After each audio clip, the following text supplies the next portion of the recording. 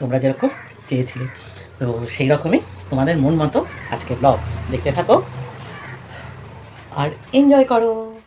কি বড় বড়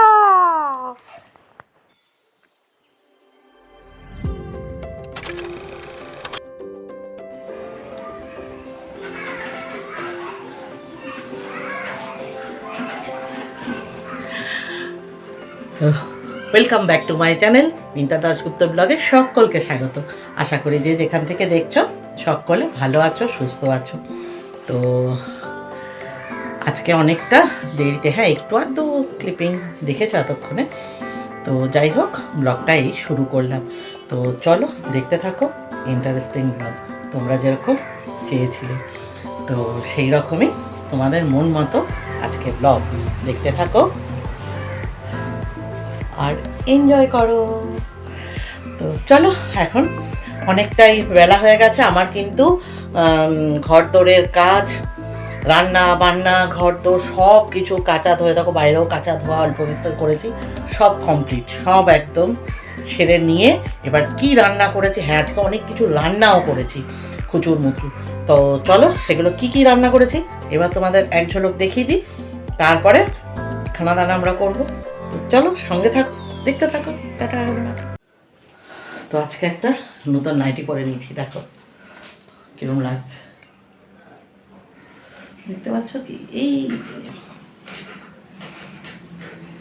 তো চলো এবার কি রান্না করেছি সেটা দেখিয়ে দিই। চলো এক ঝলকে দেখে নাও কি রান্না করেছি।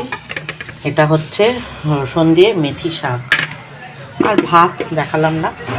এটা হচ্ছে শিম ভর্তা, কিরম হয়েছে দেখো, হেভি টেস্ট হয় কিন্তু। কিরম করে বানিয়েছি সেটা পরে বলে দিচ্ছি।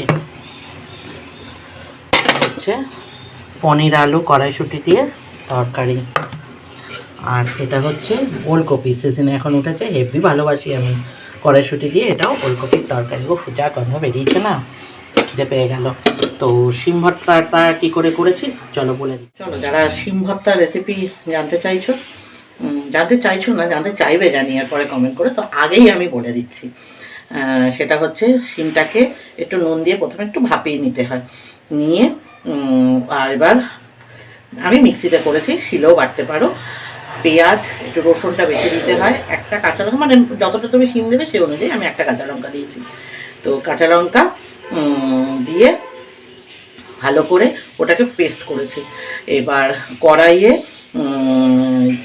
কাঁচা লঙ্কা কুচি করে কেটেছি, আর কালো জিরে ফোড়ন দিয়েছি, আর রসুনকে একদম কুচি কুচি করে, বেশ অনেকটা রসুন লাগে কিন্তু এখানে, বাটাতেও দেবে এখানেও দেবে। আর তারপর হচ্ছে একটু পেঁয়াজ কুচি দিয়ে ভালো করে নেড়ে চেড়ে তার মধ্যে এবার শিম বাটাটা দিয়ে দেবে, দিয়ে ওর মধ্যে একটুখানি হলুদ দেবে, নুন দেবে, মিষ্টি দেবে, ব্যাস তাহলেই কমপ্লিট। এবার ওটাকে জলটা টানিয়ে নেবে, জলটা টানানো হয়ে গেলে শিম ভর্তা রেডি। খাওয়া দাওয়া তো কমপ্লিট হলো, কিন্তু খাওয়া দাওয়ার পরেও কিন্তু অনেক কাজ থাকে ঘরের গৃহিণীদের। হ্যাঁ, এই কাজগুলো অবশ্য আগে আমি বিকেলে সন্ধ্যের দিকে করতাম, কিন্তু এখন না বড়ই ঠান্ডা পড়ে গেছে, তো সেই জন্য ভাবলাম যে এখনই খেয়ে উঠে করে নিই। তো চলো, লেগে পড়েছি, গাছ তো করি ভালোবেসে, তো গাছেদের তো জল দিতেই হবে, তো সেই জন্য গাছদের জল দিয়ে নিই।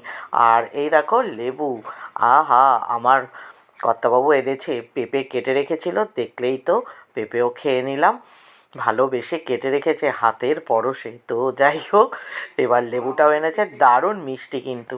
তো চলো, একটু একটু রোদ এখনও রয়েছে, তো বারান্দায় বসে তো খেয়ে নিই। আবার এদিকে ফুরফুরে হাওয়াও দিচ্ছে, ঠান্ডাও লাগছে। মার গাছের ফুল। বন্ধুরা চলো তাহলে এবার জানলা কপাট বন্ধ করি আর কম্বলের তলে ঢুকে পড়ি, একখানা টেনে লম্বা ঘুম দিই।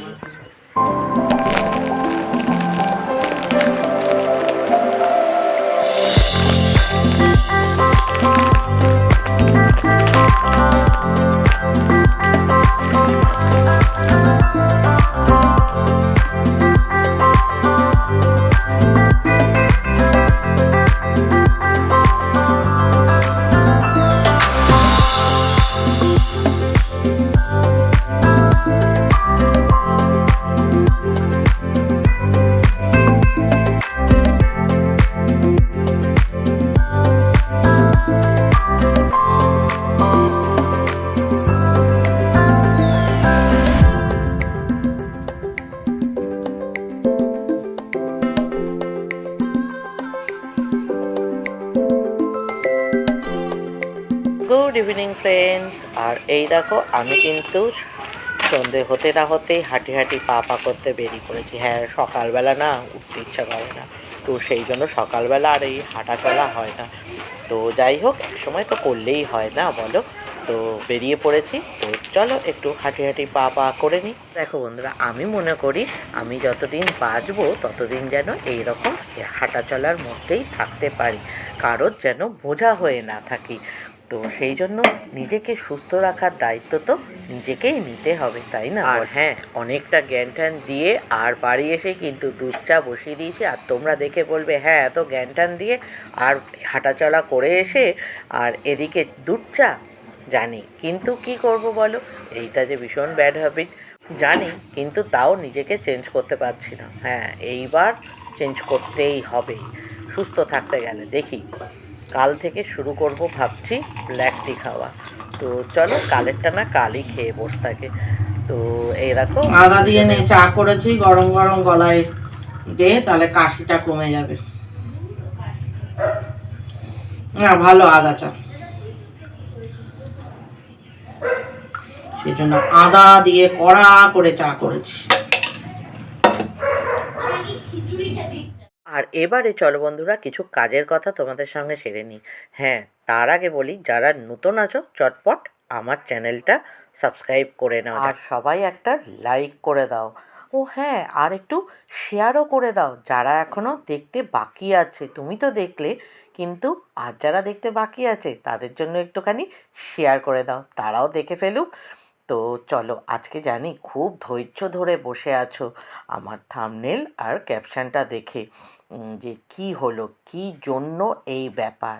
তাহলে কি আগে কিছু, মানে বিয়ের আগের কিছু ঘটনা, বিয়ের আগের কিছু ব্যাপার স্যাপার, তার জন্যই কি এত এত এত? ওরে বাবারে, আর তো বলতে পারছি না, আর ধৈর্য ধরতে পারছি না। তো চলো, সব ধৈর্যের অবসান ঘটিয়ে বলে ফেলি। ঠান্ডা পড়ে গেছে তো বন্ধুরা, ঠান্ডায় সবাই কে কোথায় ঘুরতে যাচ্ছ আগে বলো। যারা ঘুরতে ভালোবাসো, এই সময়টাই তো হচ্ছে ঘোরার দিন, তাই না বলো? ঠান্ডা মানেই হচ্ছে শীত, মানেই হচ্ছে খেয়ে ঘুমিয়ে ঘুরে সব কিছুতে মজা, তাই না বলো বন্ধুরা? তো যাই হোক, সবাই আবার সাবধানেও থেকো, কারণ ঠান্ডা লেগে গেলেই কাশি আমারও হয়েছিল কদিন আগে। আর এই সময় খুব মানে জ্বর ফড় সর্দি কাশির এই টেন্ডেন্সিটা বেশি হয়। তো তার থেকে সবাই সাবধানে থাকবে, গায়ে কিছু না কিছু চাপা দেবে।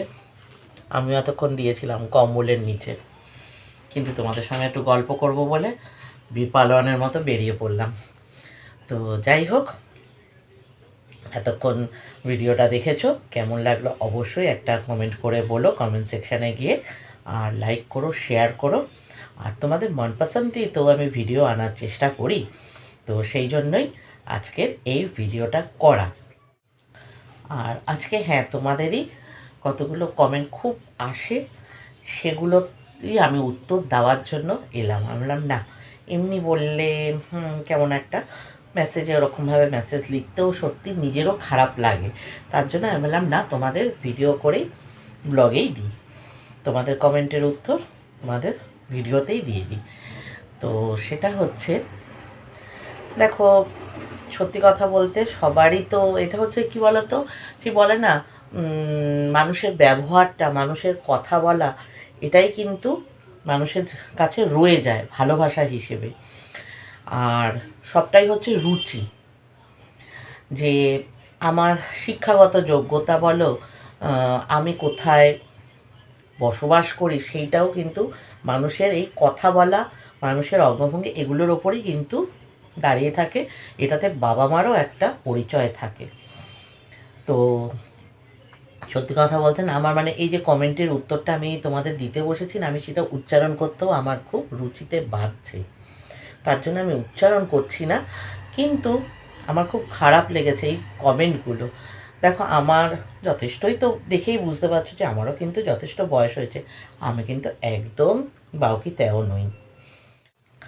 আর যারা এই ধরনের কমেন্টগুলো করেছো, আমার তাদের ঠিক আইডিতেও ঢুকে আমার দেখার ইচ্ছা নেই যে তাদের বয়সটা কী, ঠিক আছে, কারণ আমার সত্যি খুব খারাপ লেগেছে রুচিতে, সেই জন্য আমার সেটাও কুলোয়নি, ঠিক আছে। যাই হোক, তো কি বলবো, দেখো আমাকে, হ্যাঁ, অনেকে আমাকে দিদি বলে, কাকিমা বলে, আন্টি বলে, ঠাম্মিও বলে, ঠিক আছে। তো সেইখান থেকেই আমি বলছি এ ধরনের কমেন্ট না করো না, খুব বাজে লাগে। আমার কমেন্ট বক্স সবসময় ওপেন করাই থাকে, আমি কখনো কমেন্ট বক্স বন্ধ করি না, কারণ আমি তোমাদের বলি, হ্যাঁ, আমার ভুল ত্রুটি দোষ কিছু হলে তোমরা অবশ্যই জানাও, তোমরা কমেন্ট করো একটা ভালো মতো, যাতে এই কমেন্ট বক্সটা যেহেতু আমার খোলা রয়েছে, সেই জন্য এই কমেন্টটা কিন্তু সবাই দেখতে পায়, তাই সবাই যাতে দেখে সেটা কোনো দৃষ্টিকটু না লাগে এমন কমেন্টই করো, ঠিক আছে। তো সেই জন্যই আজকের আমি সেই জন্য থাম্বনেলে লিখে দিয়েছি তোমাদের, আর সঙ্গে ক্যাপশনও দিয়েছি, কিন্তু আমার উচ্চারণ করতে না বাদলো, এরম আর কমেন্ট কেউ করো না বাজে, ঠিক আছে। মোটা হতে পারি, কিন্তু রুচিটা অন্যরকম, ঠিক আছে। চেহারা দিয়ে মানুষকে বিচার করা যায় না, শিক্ষা আর যে কি বলবো, শিক্ষাগত যোগ্যতা আর সঙ্গে আমার বাবা মার পরিচয়, এটুকুই বললাম। তো চলো, সকলে ভালো থেকো, সুস্থ থেকো, আজকের মতো এটুকুই, টাটা। দেখা হবে আবার একটা নতুন সকালে, নতুন ব্লগে, নতুনভাবে। তো চলো, সকলে ভালো থেকো, সুস্থ থেকো, tata, good night, love you all.